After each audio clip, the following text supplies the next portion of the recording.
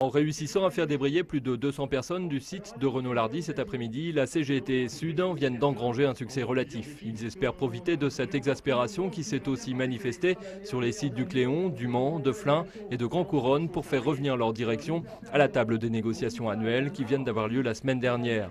Les syndicats refusent les 1,7 et 1,6% accordés respectivement aux ouvriers et aux techniciens quand ils estiment l'inflation à 2,4%. Et les sujets de mécontentement ne s'arrêtent pas là. L'enveloppe pour les augmentations individuelles atteignant difficilement les 1% et l'intéressement ayant baissé de 30 à 40%.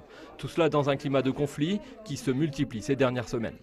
On l'a vu lors des conflits sur les prestataires aussi et les sous-traitants, conflit du nettoyage, conflit de la sécurité, où Renault sans arrêt réduit les coûts. Donc du coup, à la fin, ça tombe sur les salariés. C'est les salariés des nettoyages qui étaient en grève 4 semaines.